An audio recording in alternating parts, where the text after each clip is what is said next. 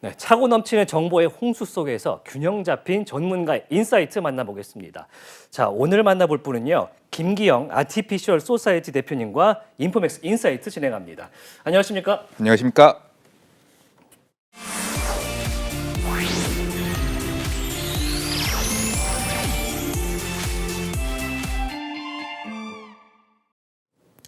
네, 오는 2025학년도부터 우리 아이들 학교에서 인공지능 디지털 교과서가 도입이 된다고 합니다.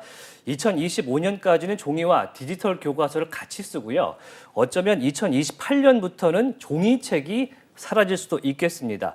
최근에 교육부가 내놓은 디지털 기반 교육혁신 방안 관련 이야기 김기영 대표와 함께 이야기 나눠보겠습니다. 일단 교육부에서 내놓은 자료를 보더라도 AI 관련된 학습 이런 단어가 많이 나오거든요. AI 학습이 무엇인지 알 필요가 좀 있을 것 같아요. AI가 선생님이 된다는 것인지 AI를 가르친다는 것인지 정확히 뭡니까? 네, 사실 두 가지 모두 포함된다고 할 수가 있습니다. 지난 코로나 때 그 선생님들께서 이제 디지털 교육을 많이 활용을 하실 때 네. 어려움을 조금 많이 겪으신 분들이 있습니다. 이제 그런 분들에게 이제 인공지능을 통해서 선생님도 가르쳐드리고 또 선생님들께 활용할 수 있는 도구들도 알려드리고 그런 사용법도 알려드리고 이런 AI 선생님을 돕는 AI 도구들도 있고요. 네. 또 한편에서는 학생들에게 맞춤형 교육을 제공하고 정확하게 진단할 수 있는 이런 AI 도구들이 있습니다. 이런 정부의 이번 정부의 발표는 이 두 가지를 모두 포함하는 그런 발표라고 합니다. 네, 일종의 뭐 AI 튜터로서도 활용할 수 있고 또 어시스턴트가 될 수도 있는 네. 그런 기능이 AI 학습이라고 할 수 있는데 관련해서 2월 23일 정부에서 디지털 기반 교육혁신 방안 추진 계획을 발표했습니다. 뭐 이름은 길지만 뭐 말하자면 AI 기반 교육을 강화하겠다 이런 내용으로 보이거든요. 이게 주요 내용은 어떤 내용이 있습니까? 최근 챗 GPT 등 AI의 발달로 교육 내용과 교육 방식에서 근본적인 변화가 요구가 되고 있고요. 이번 발표는 이에 대한 정부의 응답이라고 볼 수가 있습니다. 큰 요지는 첨단 기술을 활용해서 학생들에게 맞춤 교육을 제공하고 교사들이 학생과 인간적인 연결에 더욱 집중을 해서 어떤 창의성이나 비판적 사고력이나 이런 핵심 역량을 키우는 교육 환경을 구축하는 게 큰 목적인데요. 네. 여기 화면에 볼 수 있으시다시피 크게 세 가지 주요 내용이 있습니다. 가장 먼저 2025년부터 수학, 영어, 정보 교과에 AI, 디지털 교과서가 도입이 됩니다. 단계별로 25년도에는 초등학교 3, 4학년과 중1, 고등학교 공통 일반 선택 과목부터 시작해서 26년도, 27년도 단계적으로 도입을 하기로 했고요. 이를 위해 디지털 기기 및 무선망 등 디지털 인프라를 확충하겠다는 지원도 발표하였습니다. 먼저 올해 7개 교육청에서 300개 디지털 선도학교를 운영하고 25년 AI 디지털 교과서가 적용되기 전까지 우수 사례를 도출하기로 했습니다. 뿐만 아니라 이를 운영하기 위한 터치 교사단 양성 계획도 발표했습니다. 터치는 Teachers Who Upgrade Class with High Tech라는 선도 교사단인데요. AI 디지털 교과서를 활용하여 교실 수업 변화를 이끄는 교사들을 집중적으로 양성하겠다는 의지가 있는 발표였습니다. 네, 내용을 좀 정리를 해봐야 될 것 같습니다. 2022학년도 입학한 초등학생 그리고 올해 입학한 이제 초등학생부터는 2025학년도가 되면은 디지털 교과서를 AI 교과서로 사용을 하게 되고 또 그 이후에는 2027년까지 중3까지 추가하겠다. 그럼 2028년 이후에는 어떻게 되는 겁니까? 아직 정부의 공식적인 발표가 있지 않아서 정확하게 알 수는 어렵겠지만 아마 25년에서 27년의 경험을 바탕으로 이제 확장해 나갈 것으로 생각을 하고 있고요. 고등학교가 빠진 이유는 아무래도 이제 입시라는 중요한 부분과 연결이 되어 있기 때문에 조금 그런 전 단계에서 실험을 통해서 나아가지 않을까 그렇게 생각하고 있습니다. 이 디지털 교과서를 도입하는데 앞서 말씀 주신 것처럼 이 골자가 개인의 창의성과 능력을 선별적으로 배양을 하겠다 이런 목적이 있기 때문에 고교 단계까지는 아직은 좀 빠져 있는 그렇게 보면 될 것 같습니다. 자, 터치 말씀도 주셨는데 사실 우리가 코로나19 팬데믹 시대에 이제 대면 교육이 안 되니까 집에서 많이 컴퓨터로 했었는데 결국에는 컴퓨터 사용법을 가르치다가 끝난 교육이 되지 않았습니까? 이런 거에 대한 대비책이라고 볼 수가 있을까요? 네, 그런 대비책이 들어 있는데요. 예. 일단 코로나 때 일어났던 디지털 교육은 조금은 이렇게 계획되지 않은 어떤 도입이라는 측면이 있었습니다. 예. 당장에 이제 팬데믹이 오다 보니까 안 할 수는 없고 이런 비대면 기술을 급하게 도입을 하다 보니까 선생님들께서 사용법도 제대로 모른 채로 진행이 된 경우가 많이 있었고요. 예. 하지만 이제는 다릅니다. 코로나 때 그런 경험을 통해서 어떤 무선망이나 기기에 대한 인프라를 먼저 깔고 그 다음에 이런 것들을 충분히 활용할 수 있는 선생님들 교육을 진행을 하고 그 위에서 AI 디지털 교과서를 도입을 하겠다. 이렇기 때문에 그런 코로나 때 이런 경험이 아주 값진 교육이었다고 볼 수가 있겠죠. 그러니까 사실 코로나 때는 예전 우리가 교실에서 하던 것처럼 교사 한 명이 여러 명의 학생들을 컴퓨터나 이제 화면을 통해서만 교육하는 거였는데 이제 AI 디지털 교과서가 들어오게 되면은 그 사이에서 이 학생의 장단점을 선별할 수 있는 그런 기능을 좀 추가하겠다. 네, 그런 것들이 있고 또 이 디지털 교과서라는 게 사실 새로운 개념은 아닙니다. 네, 기존에도 그 1세대 디지털 교과서라는 게 이미 많이 쓰고 있고요. 예. 이 차이가 뭐냐고 하면은 AI가 있냐 없냐가 됩니다. 1세대 디지털 교과서는 어떤 그 종이 교과서를 디지털 화면으로 이렇게 전환해 온 것에 있다면 2세대 디지털 교과서는 이제 보조 교사의 역할을 하게 되는 것이죠. 네. 단순히 디지털 기기를 보는 것 외에도 이 기기를 통해 학생들의 상태를 진단을 하고 또 여기서 획득한 정보로 맞춤형 교육을 제공하게 됩니다. 창의성이 있고 뛰어난 학생들에게는 본인들의 잠재력을 충분히 발휘할 수 있게 하고 또 조금 많이 부족한 학생들은 어떤 디지털 치료의 형태로 서비스를 제공해서 이 학생의 상황에 맞는 교육 방식을 이제 제공하게 되는 것이 큰 차이라고 볼 수 있습니다. 사실 저희가 뉴스에서 디지털 교과서를 도입한다는 얘기를 수년 전부터 들어오긴 했었던 것 같은데 네. 지금까지 1세대 교과서는 사실상 그 이북이라 그러죠. 전자책 그런 개념이었고 이제 2세대는 이제 보조하는 역할로 인공지능이 들어갔다. 사실 뭐 이게 아직 실현된 건 아닙니다만 네. 대표님께서 예측하시기로는 어떤 형태로 이게 운영이 될 것 같습니까?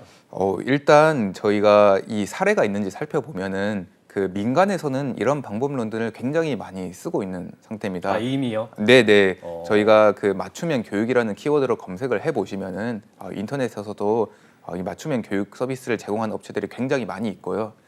그래서 이런 실현 가능성과 모습에 대해서는 어느 정도 이미 사회에서 관찰할 수가 있는 영역이다. 네. 중요한 것은 이런 것들이 이제 공교육의 차원에서 어떤 정책적인 뒷받침 아래에서 이루어진다는 것이 이제 큰 차이가 될 것 같습니다. 네. 그래서 이 발표에서도 이 민간 업체와의 협력을 굉장히 중요하게 생각하고 있다라고 말씀을 주셨는데 제가 이제 생각하기로는 그런 민간에서 쓸 수 있었던 어떤 좋은 서비스들이 이제는 공교육에서도 찾아볼 수 있게 되었다. 이렇게 생각하고 있습니다. 그러니까 기존에 사실 민간에서 이제 요구하던 공교육에서 했으면 좋겠다 이런 희망사항이었는데 이제 2025년부터 도입을 한다. 사실 시차적으로는 얼마나 좀 차이가 있는 겁니까? 시차적으로는 제가 생각하기에는 한 5년 이상의 차이가 있는 것 같아요. 예. 이미 5년 전에는 뭐 영어라든지 수학이라든지 이런 데서 수준별 맞춤형 교육을 하는 서비스들이 이미 나와 있고요. 네. 이미 사용자 수가 몇 천만 명을 글로벌하게 넘어가는 서비스도 굉장히 많이 있습니다.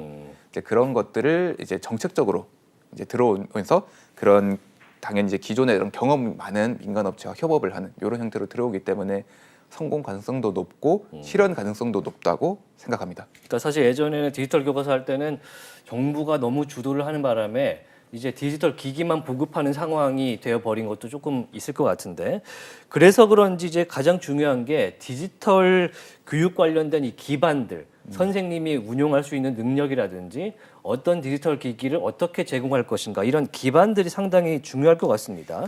기반 관련된 정책은 뭐가 있을까요? 네, 이번 디지털 기반 교육 혁신 방안 추진 계획에서 크게 5가지 포인트로 이런 그 정책적인 그 방향성이 설정이 되어 있습니다. 예.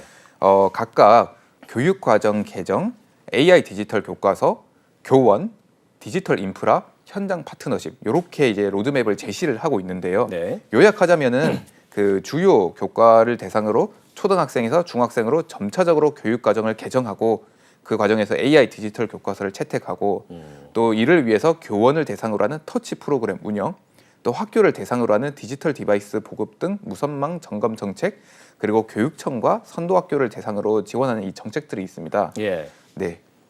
그러니까 이제 보니까 사실 코로나 때 겪었던 그런 뭐랄까 잘못된 부분들이 이제서야 거기서 반영이 돼서 앞으로의 계획에 지금 들어가 있는 그런 상황으로 볼 수가 있겠네요. 네, 분명 그런 부분들이 있고 저는 이 코로나 때 잘못되었다고 생각하지는 않습니다. 저희가 가능한 대응할 수 있는 최선의 대응을 했다고 생각을 하고요. 예. 이제 그 경험을 바탕으로 어떻게 보면은 이 디지털 교과서, AI 교과서라는 게 사실은 2030년 그 이후에 도입이 될 수도 있었던 게 사람들이 이런 경험을 하고 이렇게 해보니까 더 좋을 수 있겠구나라는 걸 빠르게 알게 되어서 오히려 코로나 때 그런 경험이 어떤 발전을 앞당겼다. 저는 이렇게 생각합니다. 그럼 이제 표현을 정정하겠습니다. 네네. 잘못된 점에서 부족했던 점으로 좀 네네네. 바꾸고 나아질 수 있는 쪽으로 네. 기대를 하겠습니다. 네. 근데 이제 많은 분들이 생각하시기에 이제 시점상 AI가 그 챗 GPT를 통해서 굉장히 유행을 탔을 때 교육부의 발표가 인공지능이 나오다 보니까 너무 트렌디하게 발표가 된 게 아니냐라는 이런 지적도 있을 수 있을 것 같아요. 네네네. 그 점에 대해서 어떻게 보십니까? 일단 공교롭게도 예. 이제 그렇게 맞춰진 부분이 있을 것 같습니다. 근데 챗 GPT도 그렇고 이번 교육 발표도 그렇고 다 이 업계에서 생각하던 것보다 속도가 굉장히 빠릅니다. 네, 챗 GPT라는 게 나오고 이렇게 빨리 발전하고 보급될지에 대해서도 사람들의 기대 이상이었고요. 예. 또 이 교육계의 이 변화의 바람도 정말 저희 업계에서도 따라가기 힘들 정도로 굉장히 빠른데요. 예. 그 한편에는 이번 이제 그 장관님께서 조금 적극적인 의지를 보여주신 게 가장 중요한 역할을 하지 않았나 하는 생각이 듭니다. 네. 그래서 조금 이제 겹쳐진 면도 있지만 저희 생각에는 와야 할 게 빠르게 왔다 이런 생각을 더 하고 있고요. 그리고 이런 그 논의가 이제 전혀 예상하지 못한 상태에서 나온 건 아닙니다. 사실 작년부터도 얘기가 나오고 있었고요. 그런 것들이 이제 조금 이제 생각보다는 빠르게 나왔다. 뭐 그 정도로 받아들여 주시면 될 것 같습니다. 자, 민간 얘기를 잠깐 하고 넘어가 보자면 네. 인공지능 교육이라는 게 사실 뭐 컨셉은 알겠는데 정확히 와닿지는 않는 게 저 개인적으로는 조금 있거든요. 네네. 그럼 인공지능을 어떻게 교육에 쓴다는 건지 실제로는 어떤 식으로 운용을 합니까? 일단 저희 회사 사례를 일단 하나 말씀드리고 싶은데요. 저희 회사에서는 크게 학생들의 역량을 정확하게 진단하고 예. 그다음에 그에 맞는 맞춤형 컨텐츠를 제공하고 그거에 따라서 아이들의 능력을 향상시키는데 모두 인공지능을 사용하는데 조금만 더 설명을 드리면 그 시험이라는 건 어떤 학습의 결과를 측정하는 것입니다. 네. 그런데 이 결과를 보기 위해서는 과정을 봐야겠죠.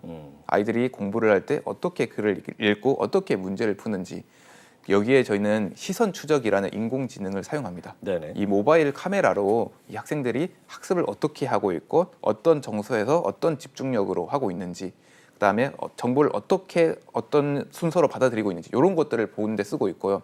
그에 맞춰서 이런 학습 형태가 다양하기 때문에 그에 맞는 컨텐츠도 굉장히 다양해져야 됩니다. 이런 컨텐츠를 생산하고 가공하는 데도 인공지능이 들어갑니다. 네. 그리고 이것들을 개개인의 학생들에게 맞게 주제와 난이도에 맞게 배분을 해주는 추천을 하는데도 인공지능이 들어가 있는데요. 네. 정부의 발표는 이런 민간에서 저희 회사에서 사용하는 이런 기술들을 공교육에도 적극적으로 도입하겠다. 뭐 이런 형태, 이런 것들이 이제 학교 교실에서도 이루어지겠다. 이런 모습이 될 거라고 생각하고 있습니다. 네. 일단 공교육에서 인공지능을 쓰겠다라는 게 굉장히 와닿지는 않지만 민간에서 사용하는 그 기술적인 것들 그리고 네네. 콘텐츠의 양 네네. 이런 게 압도적으로 많기 때문에 그렇죠. 혼용을 해서 같이 가겠다. 네, 대신에 이 선생님의 역할이 이제 굉장히 중요해지게 됩니다. 네. 그 일각에서는 AI가 보조 교사로 등장하면은 그럼 선생님의 역할이 없어지는 것이 아니냐라는 네. 우려가 굉장히 많습니다. 그렇죠. 하지만 오히려 2세대 AI 디지털 교과서에서는 선생님들의 역할이 훨씬 중요해집니다. 오히려 중요해질 수가 네네네. 있다. 왜냐면은 지금의 20명 학생들이 있는 교실에서 한 명의 교사가 다양한 학생들을 가르치는 일종의 그 대량 학습 체제에서는 선생님들이 모든 학생들을 일일이 확인하고 그에 맞춰서 맞는 커리큘럼을 제공하기가 굉장히 어려워집니다. 예. 여기서 인공지능 AI는 보조 교사로 등장을 해서 학생들 개개인의 목표나 역량이나 학습 속도를 파악해서 예. 거기에 맞는 교육을 제공하고 선생님들께 이런 정보를 공유를 합니다. 그러면 선생님은 그걸 보고 AI가 대체할 수 없는 인간 고유의 창의성, 그다음 비판적 사고력, 인성, 협업 능력 이런 것들을 키울 수 있도록 이제 이런 교육을 강화할 수 있도록 도움을 주는 거죠. 일종의 그 지금까지의 교사의 역할이 지식 전달자였다면 이제는 어떤 조력자, 커뮤니케이터 이런 역할이 이제 더욱 중요해지게 되는 것이죠. 그러니까 훨씬 매니저로서의 그렇죠. 능력이 필요해지는 시대가 올 것 같은데, 네. 근데 이제 공교육으로 왔을 때는 민간 시대랑 조금 다른 것이 네. 20대 초반의 교사부터 네네. 60대 교사까지 이 나이대 폭이 굉장히 많고 네. 넓고 그다음에 이 정보와 지식 수준이 차원이 다르지 않습니까? 그렇죠. 그러다 보면은 일만 늘어나는 거 아니냐 이런 얘기 나올 수 있거든요. 네네. 예, 그런 얘기는 안 나옵니까? 이미 그 1세대 디지털 교과서 때부터 예. 그런 얘기들이 굉장히 많이 나오고 있고요. 예. 이번 발표를 듣고 그런 생각도 많이 했습니다. 이 디지털 네이티브한 요즘 학생들은 이런 디지털 교과서에 적응하는 게 상대적으로는 쉬울 것 같습니다. 네. 그래서 거기에 대해서 걱정은 없는데 어느 정도 기존 교육 방식에 적응한 교사들, 이런 교사들 사이에서는 이런 변화를 잘 적응할 수 있을까에 대한 우려가 속도가 굉장히 빠르니까요. 예, 당연히 교사들 내부에서 반발도 있을 것 같고 예. 또 이런 변화에 잘 적응한 부류와 그렇지 않은 부류들이 나뉘고 그런 의견 충돌도 분명히 있을 거라고 생각하고 있습니다. 네. 그렇다고 이런 변화를 이제 따라가지 않을 수는 없는 영역이고요. 네. 그래서 교육계 종사자들의 협조를 이끌어낼 만한 어떤 충분한 보상이 필요할 것 같습니다. 보상이. 네, 예. 그런 보상이라는 게 물질적인 것도 있을 수 있겠지만 이 교사들과 얘기를 하다 보면 사실 교육에서 느끼는 이런 보람 이런 것들에 굉장한 가치를 두는 교사들이 많이 있습니다. 네. 그래서 그런 분들께 이런 방식이 아이들에게 얼마나 더 도움이 되고 교사들이 또 학생들을 지도하는데 얼마나 도움이 되는지 이런 것들에 대한 충분한 설득 이런 것들이 일단은 조금 더 선행돼야 되지 않을까 이렇게 생각하고 있습니다. 역시 이제 김 대표님께서 교육자 출신이면서 개발자 출신이기 때문에 네네. 약간 중립적인 말씀을 주신 것 같습니다. 자, 정책 얘기로 다시 돌아가 보면요. 사실 에듀테크라는 산업이 뭐 원래 있었지만 이제 굉장히 좀 빛을 발하는 그런 시대가 된 것 같아요. 정부가 내놓은 에듀테크 정책 방향성 어떻게 보십니까? 일단 뭐 계속 말씀드린 대로 이런 방향성에 대해서는 저희는 굉장히 환영을 하고요. 네. 또 이런 게 어떤 선진 사례가 굉장히 많은 어떤 공교육에서 이런 걸 도입하는 사례가 굉장히 많은 건 아닙니다. 전 세계적으로. 그런데 이런 것들을 선제적으로 도입을 해서 다른 나라보다 조금 더 빠르게 디지털 네이티브하고 더 이제 적합한 교육을 제공하겠다는 이 의지에 대해서는 굉장히 높게 사고 있습니다. 또 그런 데 있어서 기존에는 이런 정부 주도의 어떤 개발이 많이 있었습니다. 그래서 저희도 이제 어릴 때 돌아보면 뭐 에듀넷이다 이렇게 해서 어떤 디지털 기반의 학습 어떤 컨텐츠들이 굉장히 많이 있었지만 EBS도 디지털화하고. 그럼요. 예. 그런데 지금까지 사실은 이제 EBS는 저는 이제 굉장히 한 잘된 사례 중 하나로 보고 있는데 그렇지 못한 이제 그런 서비스들도 많이 있었는데 그런 데서 이제는 기존의 성공 방정식을 보여줬던 이런 민간 사례들을 적극적으로 도입해서 이제 사교육이라는 이름으로 배제하는 게 아니라 같이 들여와서 대신에 공교육 수준의 검증을 받아라. 그렇게 하면 우리 안에 들어와서 같이 한번 만들어보자. 그런 어떤 관점의 변화가 사실 이번 발표 이전에도 저희가 이제 같이 협업하는 교육 정부 밑에 산하 기관들에서 굉장히 많이 보이고 있습니다. 그래서 이런 방향이라는 게 저는 굉장히 좋아 보이고 있고요. 이 민간 에듀테크 업체 이 사업이라는 게 결국에 사람들이 가장 필요한 것들을 만들어서 그런 걸 제공을 하고 거기에 대가를 받는 거기 때문에 당연히 최신 기술이나 어떤 사람들의 주는 효용을 가장 1순위의 가치로 두고 있습니다. 그래서 이런 것들을 이제 저희도 좀 정부에 많이 협력을 해서 도움을 드리고 싶고 그래서 이런 협력이 가능하다는 것만으로도 저는 굉장히 긍정적으로 이 방향성에 대해서 보고 있습니다. 네. 이제 말씀하시는 걸 들으면서 사실 과거에 좀 답답하셨구나라는 생각이 드는데 이번 정책을 통해서 많이 해소가 되기를 기대해보고 이제 현실 정책 실행 방안에 있어서는 좀 뭐랄까 이걸 좀 더 하면 좋겠다 이런 점은 없습니까? 그런 부분이 이제 없다고 하면은 거짓말이겠지만 사실 지금 나온 발표만으로도 굉장히 어떤 개혁적인 부분이 있는 것 같습니다. 혁신성이 있다. 네, 혁신성이 있기 때문에 한 가지 이제 당부드리고 싶은 말씀은 이런 것들을 지속적으로 끌고 갈 수 있는 모멘텀을 계속 제공해 주시는 게 이제 중요한 것 같고 그런 것들을 이제 어떤 민간 업체들에도 그런 보상을 어느 정도 이제 제공을 해주시고 또 공교육에 계시는 교육 종사자들 기존에 계시는 분들에게도 이런 변화를 종용할 수 있는 그런 보상책을 계속해서 제공해 주시는 그런 의지를 보여주시는 게 조금 이제 필요할 것 같아요. 지금 이렇게 하겠다는 게 있는데 네. 그런 것들을 이제 구체적으로 어떻게 이 리더십을 갖고 끌고 갈 것인가 이런 데 대한 보완이 조금 더 되어 있으면 좋을 것 같습니다. 네, 사실 교육 관련된 정책은 정말 예민한 문제이기 때문에 세심하게 이제 민간과 협업을 해서 좀 잘 만들었으면 하는 방안이 있습니다. 자, 에듀테크를 실질적으로 이제 기업가로서 운영을 하고 계시기 때문에 관련된 질문도 좀 전해드리도록 하겠습니다. 에듀테크 산업에 있어서 이제 인공지능 요새 굉장히 뜨는 것 같아요. 인공지능이 갖고 있는 역할은 어떤 게 있습니까? 네, 좋은 질문 감사합니다. 네. 이 AI라는 게 결국에는 데이터를 분석하는 하나의 도구거든요. 예. 네, 교육계는 이미 학생들의 무수히 많은 데이터가 있습니다. 이제 근데 그 데이터가 너무 많다거나 또 너무 다양하거나 또는 어떤 텍스트 형식으로 들어가 있다거나 그래서 정형화하기 힘들다거나 네. 그런 어려움 때문에 충분히 활용되지 못한 점들이 있었던 것 같습니다. 그런데 이런 데이터 분석은 인공지능 AI가 가장 잘하는 영역입니다. 학생들 개개인의 특성과 역량은 모두 달라서 똑같은 학생은 하나도 없죠. 그런데 이런 학생을 한 500만 명쯤 모아 본다면은 그 안에 패턴이라는 게 있습니다. 특성이 보이고. 그렇죠. 예. 이게 관심사나 창의력, 끈기와 같이 인간의 기준으로 나눌 수 있는 영역도 있지만 또 그런 것들 사이의 연결고리나 인간이 찾지 못한 부분도 분명히 있습니다. 인공지능은 많은 학생들의 데이터를 통해 패턴을 밝히고 또 그에 따라서 가장 효율적인 방식을 제공하는 도구인데요. 쉽게 말하면 교사들의 경험이나 직관을 더해서 거기에 데이터 드리븐한 결정을 내릴 수 있게 도와주는데 예를 들자면은 마치 바둑에서 알파고가 가장 승리할 확률이 높은 수를 가르쳐 주는 것과 똑같은 역할을 이제 교육에서 한다고 보시면 여기서 됩니다. 그럼 교육에서의 승리는 뭔가요? 이 아이가 가장 어떤 그 자기의 능력을 발휘할 수 있는 그런 길을 방향을 찾아주는 그렇죠. 거. 예.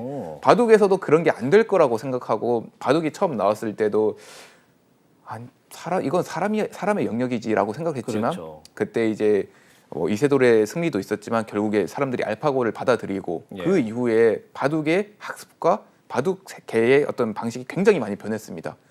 교육계가 이런 새로운 도구들을 가지고 활용한다면 이런 방식이 근본적으로 변하게 될 거고요. 이번 발표는 이제 그에 대한 어떤 대응이라고 할 수가 있겠죠. 그러니까 여러 가지의 사례를 이제 인공지능으로 정리를 해서 네. 패턴을 찾아내면 이 각 아이가 가진 특성에 따라서 이제 개별적인 교육을 할 수 있다. 이게 최종적인 인공지능 교육의 목표군요. 그렇죠. 그러기 위해서 필요한 인공지능이 이 아이의 상태를 정확하게 진단할 수 있냐 이런 것들이 분명히 또 필요하게 되고 그러다 보니까 예전에 시험 점수뿐만이 아니라 풀 때 걸리는 시간 또 어떤 문제의 유형 그다음에 아이들의 집중력, 아이들의 정서 상태 이런 데이터들이 또 과거의 학습의 어떤 성장 곡선 이런 데이터들이 나 하나로 보면 특별하지만 500만 명을 모아 보면은 어떤 패턴이 있는 거죠. 거기에 맞춰서 너의 패턴을 보니 너가 승리할 확률, 너가 너의 능력을 가장 잘 발휘할 이런 학습 방법은 이렇게 가는 거다. 알려줄 수가 있는 거죠. 네, 승리라는 표현을 하기는 좀 애매하긴 하죠. 예. 잘할 수 있는 그렇죠. 길을 알려주는 걸로 인공지능이 쓰인다. 근데 갑자기 궁금해진 게 있어요. 왜 인공지능입니까? 다른 방법도 많을 텐데요. 네, 아주 좋은 질문인데요. 인공지능이라는 게 어떤 광범위한 개념입니다. 네, 우리 계산기 있잖아요. 얘는 인공지능일까요? 예. 계산기. 예. 이게 인공지능이라 볼 수 있을까요? 그냥 산수기 아닐까요? 산수기. 예. 아주 훌륭한 인공지능입니다. 그래요? 인공지능이라는 게 어떤 인간의 지능이 할 수 있는 이런 일을 하는 어떤 하드웨어나 소프트웨어 기기인데요. 네. 이런 인공지능의 한 부류가 머신러닝이라는 게 있고 그 머신러닝의 또 한 부류가 딥러닝이라는 게 있습니다. 네. 그래서 이 기계 인공지능이라는 건 어떤 인간이 해야 될 일을 인간의 지능이 필요한 이런 일을 대신해주는 모든 것들을 이제 그 인공지능이라고 부르기 때문에 굉장히 광의적인 개념이고요. 네. 최근에 이제 많이 뜨는 이런 인공지능은 그 중에서도 딥러닝이라는 한 분야가 있고 저희 이제 AI 디지털 교과서나 이런 데 도입되는 것들은 모두 이런 고도화된 딥러닝이라는 게 있는데 예. 이런 게 이제 그 수많은 데이터가 있을 때 그런 패턴을 가장 잘 찾아주는 이런 방법론이라고 생각해 주시면 됩니다. 그러니까 여러 가지 데이터가 쌓인 상태에서 최선의 방법을 찾는 게 딥러닝이고 이게 최근에 각광받고 있고 이거를 교육에 접목했을 때 아이를 훨씬 더 잘 키울 수 있다. 그렇게 되는 결국은 거죠. 이렇게 되는 얘기인 것 같은데 지금 보니까 이제 독해력 관련된 AI 에듀테크 업체를 운영하고 계세요. 네. 근데 많이 신문에 나오시는 것 같은데 네. 요거는 왜 개발하셨습니까? 독해력 관련된 거잖아요. 네. 이 문해력, 독해력, 읽기 능력 이게 모두 사실 비슷한 말들로 쓰이고 있습니다. 이 읽기 능력, 문해력이라는 게 요즘에 이제 그 챗 GPT 같은 것들이 이제 글을 뭐 써주고 요약해주고 이런 것들이 이제 굉장히 쉽게 되고 있지만 사실은 결국 최종적으로 사람이 읽기는 사람이 최종적으로 해야 될 역할이 질문도 잘해야 되고. 그럼요. 그걸 잘 사실적으로 이게 맞는 내용인지 보기도 해야 되고요. 그래서 읽기는 이 정보를 받아들이고 이해하는 능력이다. 스스로 생각하는 능력이다. 그러다 보니까 이 읽기 능력, 독해력은 모든 학습의 기초 역량이다라고 볼 수가 있습니다. 국어뿐만이 아니라 과학이나 사회를 공부할 때도 그렇고 수학적 논리도 결국 말로 풀어서 할 수 있는 부분입니다. 그런데 이런 문해력, 독해력이 지난 10년간 국내에서 많이 떨어진 걸 볼 수가 있습니다. 주변 둘러보면 우리 애가 읽기를 어려워한다, 단어를 너무 모른다 이런 얘기가 굉장히 많이 있습니다. 이 아무래도 영상 매체 어릴 때부터 익숙해지다 보니까 과거에 비해서 읽기에 대한 훈련이 덜한 부분이 아마 주요 요인일 거예요. 책을 안 읽고. 그런 게 이제 주요 요인으로 생각이 되는데요. 영상보다 텍스트가 정보 압축성이 높고 두뇌 발달에 훨씬 좋습니다. 어떤 부모도 두뇌 발달을 위해 책을 읽히지 영상을 보라고 하는 부모는 잘은 없습니다. 그래서 그 지금까지 이제 읽기라는 게 인간이라면 당연히 할 수 있는 역량이었다고 생각이 되었지만 요즘 시대 어떤 영상 매체나 AI가 글을 대신 써주고 이런 시대를 오면서 이 읽기라는 게 잘 읽는다는 게 이제는 프리미엄 스킬이다. 누구나 할 수 있는 게 아니라 비판적으로 읽고 잘 이해하는 건 아주 프리미엄 스킬이고 이런 프리미엄 스킬을 가진 친구들은 스스로 생각하고 판단할 수 있는 역량이 되기 때문에 AI를 잘 활용할 수 있는 위치에 있게 될 거고 그렇지 못한 친구들은 이제 이 인공지능의 어떤 뭐 시키는 일이라든지 조금 종속적인 형태로 살아갈 이제 일이 있게 되고 그러다 보니까 좀 국내에서 이런 문해력을 높이는 일을 해야겠다 이런 생각을 많이 하게 되었습니다. 실제로 이제 사례를 좀 찾아보실 텐데 우리 아이들이 이제 단어를 아는 능력이라든지 구사력이 많이 떨어집니까? 기본적으로 이제 많이 떨어진다고 볼 수 있고 여기는 이제 일부는 좀 시대가 변했다 이런 면도 있을 것 같습니다. 과거에 비해서 요즘 쓰는 단어들이 달라졌다는 그런 부분도 분명히 있고요. 하지만 이제 그 정부가 이제 그 이 정도 학년이 되면 이 정도 단어는 알아야 된다라고 정한 그런 기준들이 있습니다. 기준도 있어요? 네, 기준이 있고 학년별 어휘가 있는데 그런데 비교해 봤을 때도 아이들의 수준이 지난 10년, 20년 전에 비하면은 조금 이제 부족한 상황입니다. 요거를 좀 개선을 하려면 뭐 어르신분들은 책을 읽어야 된다, 신문을 읽어야 된다 이런 얘기를 하시던데 요즘에는 그걸 떠나서 이제 이런 독해력을 늘리는 프로그램도 상당히 도움이 될 것 같은데 이제 사람들이 생각하고 또 MZ 세대가 생각하기에는 굳이 뭐 그렇게까지 할 필요가 있냐? 독해력이 4차 산업 시대에도 그렇게까지 중요하지 않을 수도 있다 이렇거든요. 어떻게 보십니까? 이 읽기라는 걸 독해라는 걸 이제 단순히 학습의 측면에서만 봤을 때는 어떤 정보 습득의 측면에서만 봤을 때는 뭐 영상으로도 볼 수 있는데 괜찮지 않냐 이런 이야기가 충분히 납득이 될 수가 있습니다. 하지만 이게 그 어떤 교육이나 어떤 개인 역량의 발달의 측면에서 봤을 때는 이 텍스트를 통해서 생각하고 결국 사람이 사람다워지는 건 바로 이 뇌가 있기 때문입니다.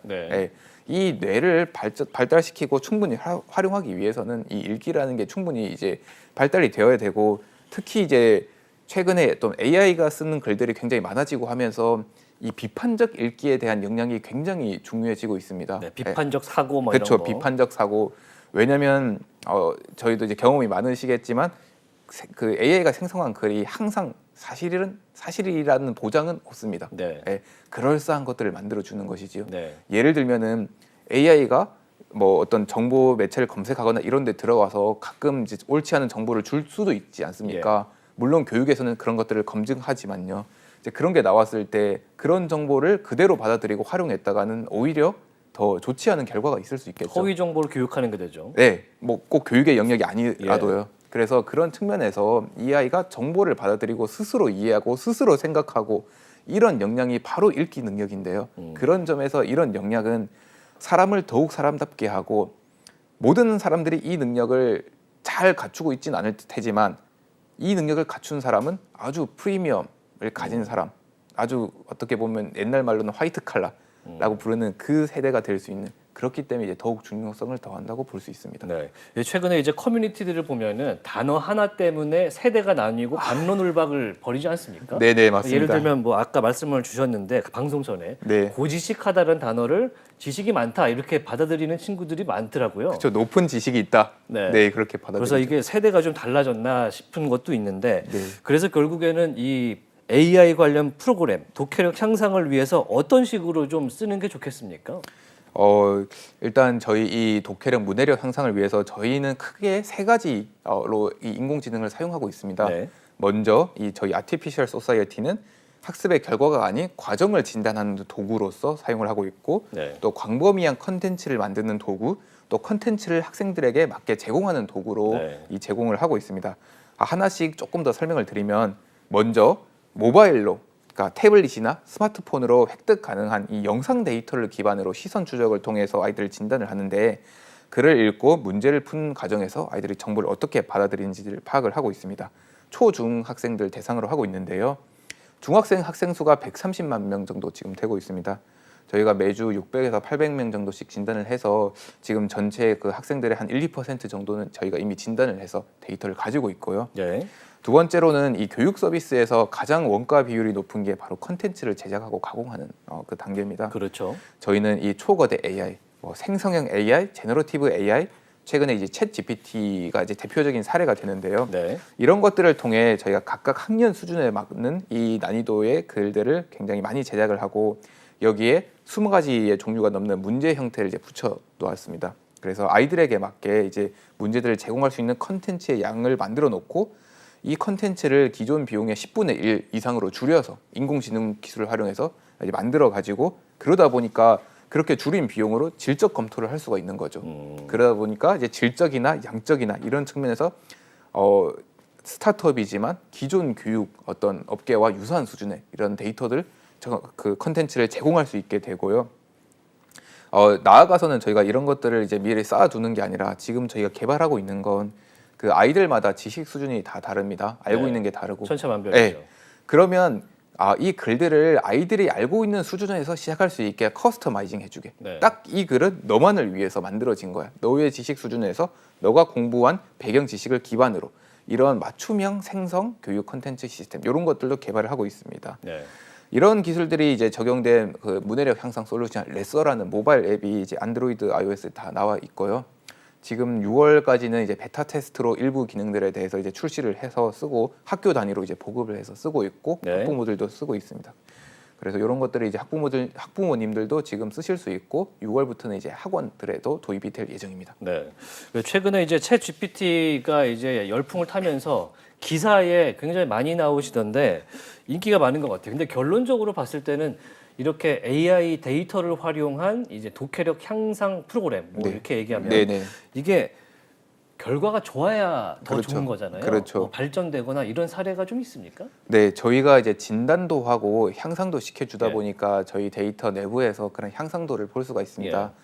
저희 이 레서라는 앱을 8주 정도 쓰신 친구들은 저희가 이제 인지 능력부터 사고력까지 모두 진단을 하게 되는데, 이 영역에 대해서 유의미하게 이 발전하고 있는 모습을 볼 수가 있었고요. 네. 이런 것들을 이제 기존 교육을 하는 어떤 교육학과와 협업을 해서 검증을 하기도 하고, 또 일부 역량에 대해서는 저희 병원 통해서 임상 연구를 수행을 해서 이런 효과에 대해서 이제 검증을 한 바가 있고요. 뭐 꼭 이런 연구 결과를 되지 않더라도 매일 저희가 10분씩 읽게 해드리겠습니다. 이런 키워드를 쓰고 있는데요. 매일 새로운 내용에 대해서 읽고 또 생각하고 문제를 풀고 그런 과정을 거치면은 스스로 느끼게 됩니다. 스스로 내가 많은 걸 알고 있고, 또 읽기가 조금은 편해지고, 또 학교 공부를 했을 때 조금은 익숙해지는, 과거보다 그런 것들 학생 스스로가 느끼게 됩니다. 네, 확실히 이제 오락적인 요소를 좀 첨가한 것 같은데 네. 아이들이 좀 좋아했으면 하는 바람이 있고, 사실 에듀테크라는 게 예전부터 앞서서 말씀을 주셨지만 있어 왔지만 이제 실천적 단계에 와 있는 거거든요. 네네. 어떤 모습으로 미래가 좀 그려질 것 같다 이런 게 있습니까? 우선 제가 한 그 사례를 좀 말씀드리면은 국내 뭐 전 세계도 그렇지만 국내에 학년별 어휘라는 게 이제 있습니다. 네. 그런데 이 오래전부터 정해둔 이 학년별 어휘라는 게 요즘 보면 좀 잘 맞지가 않는 것 같아요.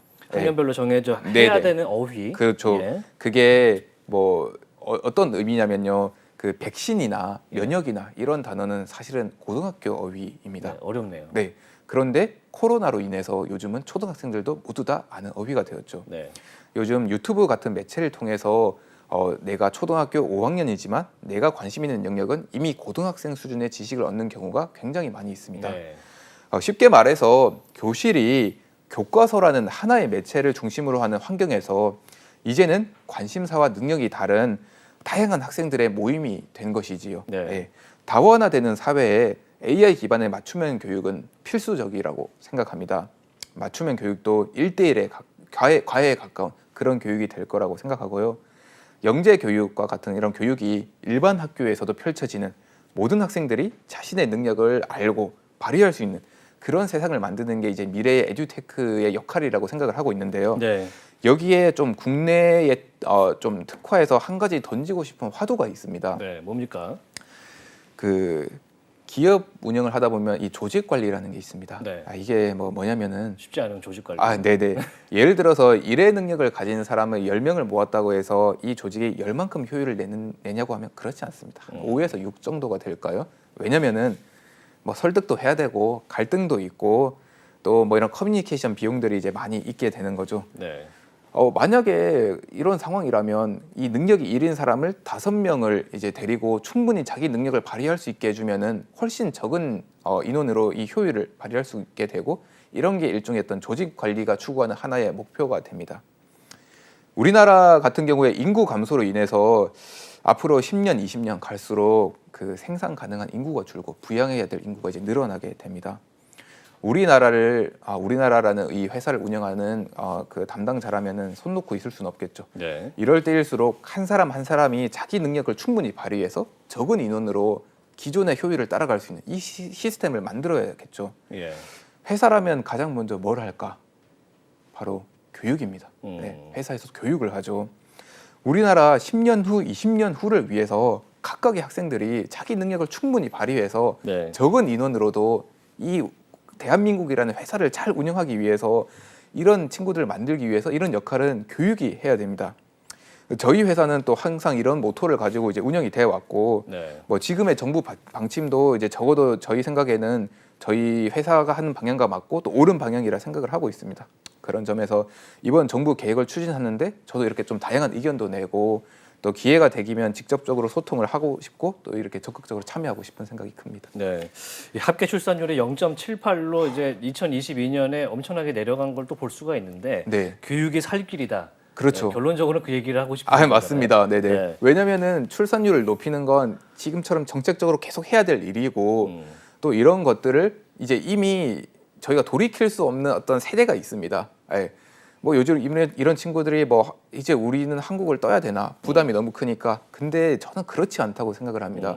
충분히 이 친구들의 역량만 충분히 발휘될 수 있다면 지금보다 훨씬 적은 인구로도 훨씬 많은 일들을 할 수 있고 그런 걸 하는 게 바로 교육의 역할이라고 생각하고 있습니다. 네.